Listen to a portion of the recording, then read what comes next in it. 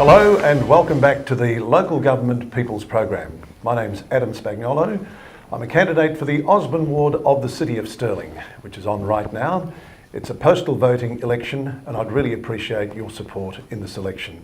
I will be telling you very shortly in this program why I'm standing for council and why I require your support in this election.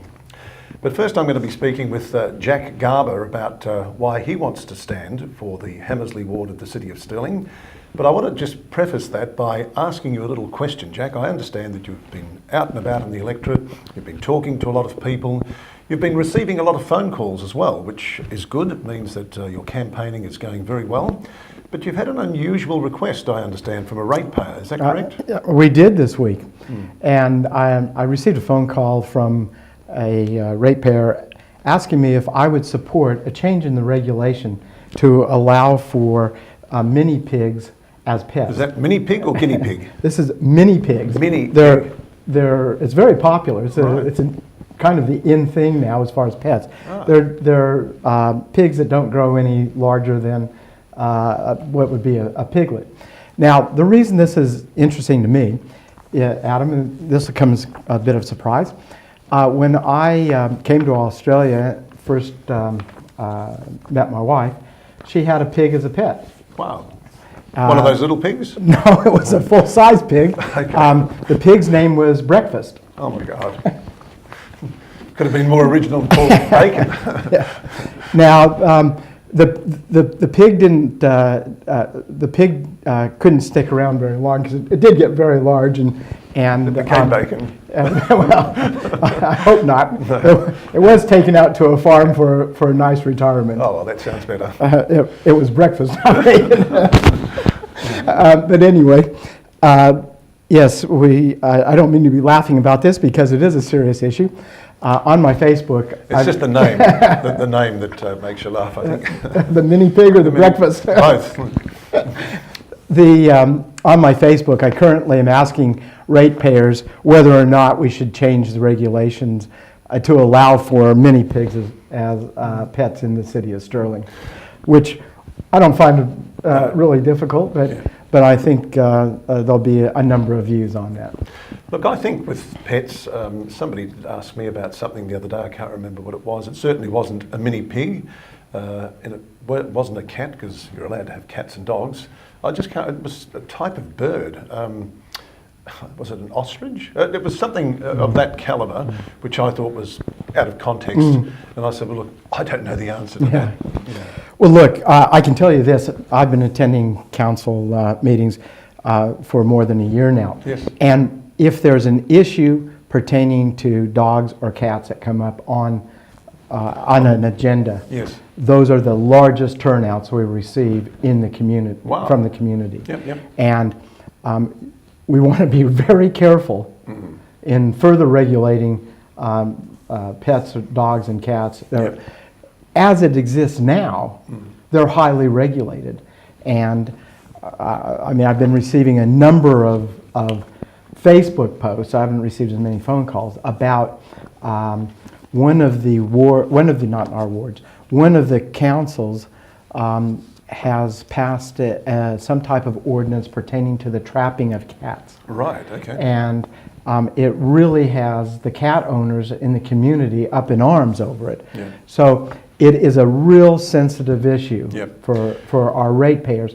And just caution all of the councils to be very careful about ordinance and regulations that they put into effect that affect pets. Look, Jack, it all comes back to public consultation. Awesome. I think one of the things that's happening at the City of Stirling, and indeed with some of the other councils, they're coming up with a policy, and rather than throwing it out there and speaking to the public and asking the public to comment, they're just basically implementing it. And that's where I think the system is failing. I think that if they're looking at doing something, they need to consult with the public. And I think this is where the councillors, the elected members, this is where they come into play, because they're out there with the community and they should be conveying the message of the community back to the council, who in turn communicates that to the council officers. I'm afraid that's not happening at the moment, Jack. Yeah. No, it's communication and consultation is clearly the order of the day. Now, Jack, I mentioned just before we went to the break that I was going to ask you the pertinent question. We are in election mode at the moment. There's about 10 days to go, or a few days to go before it's D-Day, which is the 21st of October. The election, of course, will be run and won by 6, 7, 8 o'clock on Saturday, the 21st of October. You're a candidate.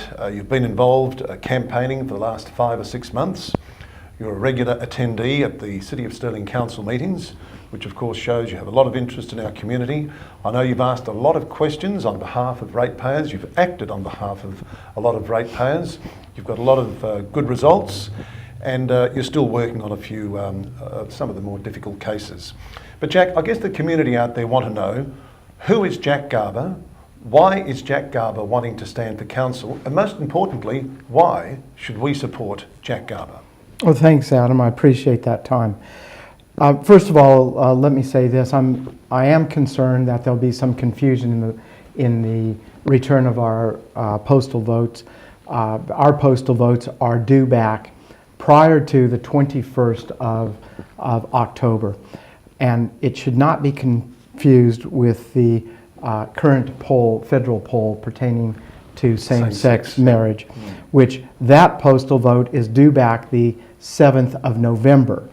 That's after our postal vote is due back. So I just caution the voters to be mindful of the fact that you have to leave 3 or 4 days for the ballots to actually be received at the Electoral Commission. If you don't get them in the mailbox by Tuesday prior to the 21st, I suggest you drive it to the City of Stirling and deposit the ballot in the box that appears there. Jack, just before you go any further, I think that's very important. There are just a couple of issues that we need to talk about there. First of all, with the postal voting in the Hammersley ward, because there are 2 candidates or 2 positions vacant, on the ballot paper you can actually tick it twice. In other words, there are 9 candidates, I understand, Jack, That's in correct. the Hammersley ward, Yes. and you have a choice of 2 of those. So you can either put 1 and 2, or if you like, you just tick the 2 boxes of the relevant people. Right. And that brings me to an important point, because the thing that I've noticed in the Hammersley ward, because of reports that we're receiving on a daily basis, the voter returns are very low. And I believe that's as a result of confusion. Number one is that there are there's ability to tick 2 boxes. I think that's confusing voters. Yes. And I also think that they're overwhelmed by the fact that there are 9 candidates. Yes. And it does mean that there's a considerable amount of reading and education that every voter has to do to make an educated decision on who they're going to cast their vote with. Yes, there are 9 candidates, but there are 2 positions as well. Jack, can we come back to the substantive? Yes. Why should people vote for Jack Garber in the Hammersley ward? Well, first of all, I'm going to make a change. Okay. And I will make a difference in around that table. I have a number of basic items that we're going to address immediately. First of all, and probably one of the more important things, is I'll be proposing a rate freeze, and that is to keep our rates at the present level during the time we can perform a review and audit on the overall budget. When rates are calculated, the budget is prepared first, and then the rates are determined based on how do we fulfill that budget. So if we can knock some things out of the budget, if we can reallocate some of the reserves and surplus within the community, within the financials of the City of Stirling, then we're going to be able to possibly lower rates, not just freeze rates, but actually lower rates. That's number one. So a 3-year rate freeze, that's what you're proposing, Jack? I am proposing a 3-year rate freeze. That may have to be proposed year by year, But nevertheless, Yep. My commitment is, Yep. for 3 years, I will propose Okay. that rates So- are frozen or lower. So essentially what you're saying is no increase in rates for 3 years That's correct. based on what you've just told us. That's Okay. correct. What's the next And by the way, I will resign from council if I don't fulfill that commitment, Okay. if elected. The other item that is really important to the voters, and that is that the mayor be elected by The people. The people. And of course, there's a plebiscite in place at the present time. That's the little pink slip that's in your postal voting package. It's either a yes or a no. If you actually tick no, it means that you're happy with the current system being that the current mayor of the City of Stirling is elected by its councillors. There are 14 councillors. If 8 of them put their hand up and say, right, you've got the job, then that's the way it works. Yeah. On the other hand, if you want the mayor to be elected by the people, you tick the box that says yes. Yeah, and the issue with that plebiscite is that it is not a referendum, and it will require a 75% vote on the part of the 14 members of council in order to make that law. So I'm committed that when elected, I will be one of the councillors that will support the results of that plebiscite. The other issue that comes up quite frequently is the amount of red tape and the fees that are presently an issue at Stirling Council. It takes too long to get things done. An initiative on my part is that I want to train small businesses within our community on the tendering process. The council spends a huge amount of funds each year in providing services to the ratepayers. There are small businesses out there that need business. I want them to turn to the council for additional business within our community. Their small businesses often don't tender because they're unsure of the entire process. Sorry, Jack, I don't mean to interrupt you, but just on that, I'd even like to take it a step further. For example, and I love that idea of actually training people Yes. how to do it, because a lot of people are overwhelmed with the paperwork involved, just the process you have to go through with tenders. And so for that reason, I think your proposal is fantastic. I think a lot of people will actually take heed to that. Well, I'll take it one step further. I also want to ensure that the local businesses, large or small, become the preferred. Absolutely, that was my point as Yeah. well. I was going to say that because, look, if something is $100, let's say the tender is for, the best price is $100 and you've got 2 people, one that lives in Armidale and one that lives in Osborne Park, for argument's sake, which is in the centre of the City of Stirling, as long as the criteria is the same, everything's the same, why would you give it to the guy in Armidale and not give it to the local guy in Osborne Park? Yes. So I'm not suggesting that if the guy in Osborne Park is dearer, he should get it. No, what I'm suggesting under your proposal, Jack, is that if they're equal and the governing criteria is location, well then surely we should be preferring people within our own municipality, the City of Stirling. That's correct. Yes. So another initiative on my part that I'll be pushing is I will assist the City of Stirling in creating new jobs by providing incentives for investment within the community by business. Mm-hmm. I'm guided by what happened when Singapore became a country of its own. Mm-hmm. When Singapore became a country of its own, they announced that they were open for business.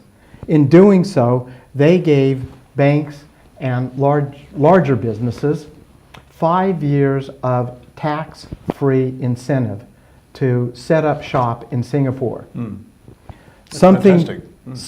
Something in that order to provide an incentive, whether it be either rate reductions or an abatement of rates during a certain period of time to encourage businesses and stimulate our economy in Stirling and create jobs. This is an essential time for our people in our community to ensure that they are prosperous, and we have it within our power to assist as councillors. Excellent.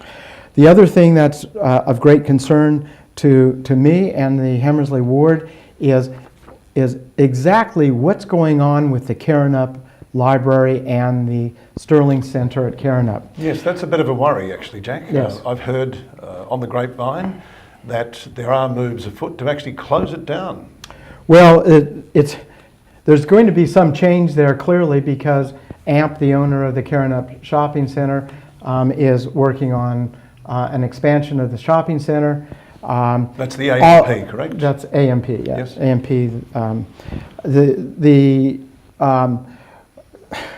This is a story that I've attempted to report on.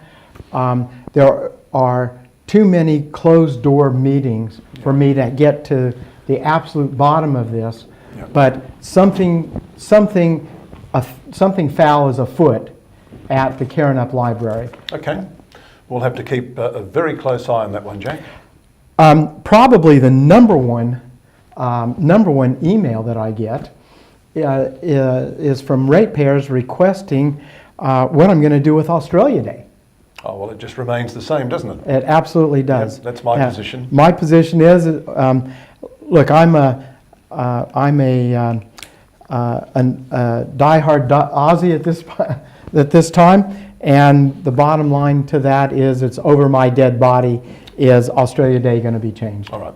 Okay, Jack, do you have anything else that you want to add?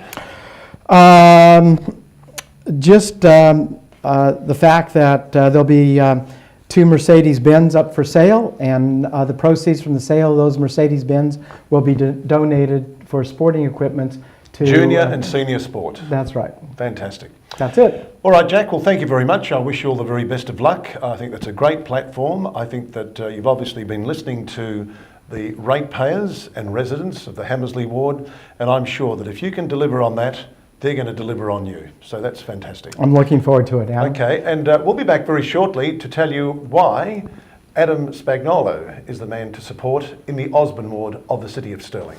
Thank you.